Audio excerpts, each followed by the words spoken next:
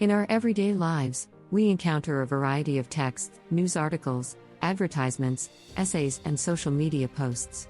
While reading these texts, it is essential to evaluate the logic behind the arguments presented.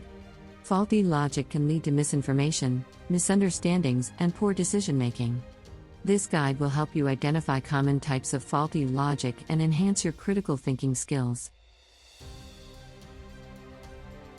Understanding logic. Logic is a structured way of thinking that allows us to evaluate arguments and draw conclusions based on evidence. A solid argument comprises premises that logically lead to a conclusion. For example, if the premises are true, the conclusion should also be true. However, not all arguments are well constructed. Common types of faulty logic. Hasty generalization. A hasty generalization occurs when a conclusion is drawn from insufficient evidence. For instance, if someone meets two rude individuals from a particular city and concludes that everyone from that city is rude, they are making a hasty generalization. This logical fallacy overlooks the larger population and ignores potential exceptions. Ad hominem.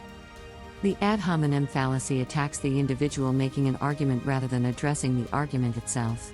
For example, if a politician critiques their opponent's policies but then shifts the focus to their opponent's character or personal life, this is an ad hominem attack. By dismissing the argument based on personal attributes, the logic becomes flawed. Straw man. The straw man fallacy misrepresents an opponent's argument to make it easier to attack. Rather than addressing the actual argument, one might create a distorted version of it. For example, if person A advocates for more public parks and person B responds by claiming that person A wants to eliminate all private property, person B is using a straw man argument. Appeal to emotion. While emotions can be a powerful persuasive tool, relying solely on them can lead to faulty logic. An appeal to emotion manipulates the audience's feelings rather than providing logical reasons. For instance, an advertisement showing sad animals to encourage donations might evoke sympathy, but it does not provide logical reasons for why the organization deserves support. False dilemma. A false dilemma presents two options as the only possibilities when, in fact, there are more. For example, if a teacher says, "You either support this new policy or you don't care about our school," they are creating a false dilemma. This oversimplification ignores other viewpoints and nuances in the debate. Slippery slope. The slippery slope fallacy claims that a specific action will lead to a chain of events resulting in an undesirable outcome, without providing evidence for this progression. For instance, stating that allowing students to redo assignments will lead to them never taking their work seriously is a slippery slope argument. It assumes a negative outcome without substantiation. How to identify faulty logic? When reading a text, keep the following steps in mind to identify faulty logic.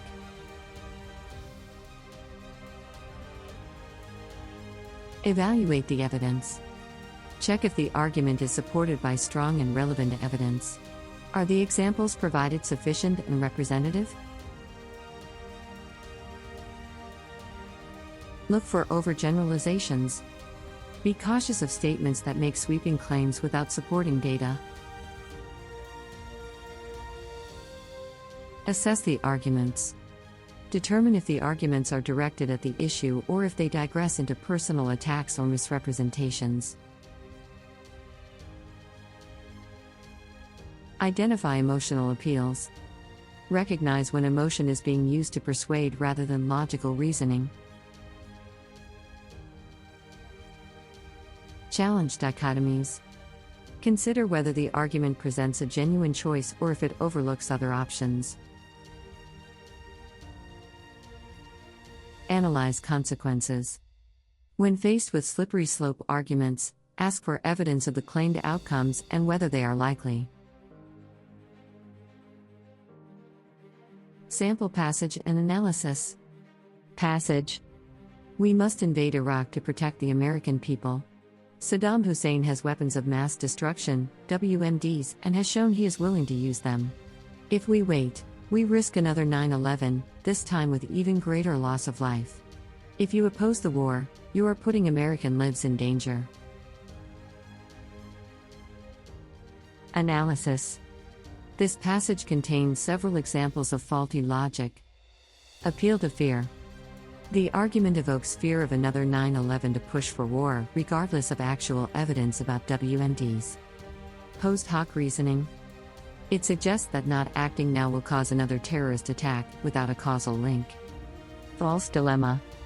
It claims one must either support the war or be complicit in endangering American lives, ignoring the possibility of other diplomatic or strategic alternatives. Hasty generalization. It implies that because Saddam used chemical weapons in the past, he will inevitably use them against the U.S. These rhetorical devices cloud rational debate and rely on emotional manipulation rather than clear evidence. In the wake of the September 11, 2001 terrorist attacks, the United States launched a series of foreign policy decisions that reshaped global politics. These decisions were often driven by fear, urgency, and an overwhelming sense of national insecurity. While many actions taken had clear intentions, such as securing the homeland and dismantling terrorist networks, some were influenced by faulty logic, rhetorical fallacies, and unsupported conclusions. Understanding how to identify faulty logic in political arguments, particularly those surrounding post-9/11 foreign policy, is critical for informed citizenship and historical analysis. Let's check for understanding. Carefully read the following questions, pause the video, determine the best answer for each, and then restart the video to check your answer. The assumption that Saddam Hussein had WMDs and would use them on the U.S. without clear proof is an example of A. Circular reasoning. B. Post hoc fallacy. C. Hasty generalization. D. Red herring. The correct response is C. Hasty generalization. What U.S. government department was created in response to 9/11? A. Department of Energy. B. Department of Foreign Affairs. C. Department of Homeland Security. D. Department of National Defense. The correct response is C. Department of Homeland Security. The use of emotional images to gain support for war is an example of A. Red herring. B. Ethos. C. Straw man. D. Pathos. The correct response is D. Pathos. Saying Saddam is evil, so we must invade Iraq is an example of A. A homonym. B. Logical deduction. C. Balanced reasoning. D. Cause and effect. The correct response is A. Ad hominem. This has been a production of DNJDesigns and Mathman1962. If you like this video, click on the thumbs up. If you want to be notified when new videos are posted, click the bell.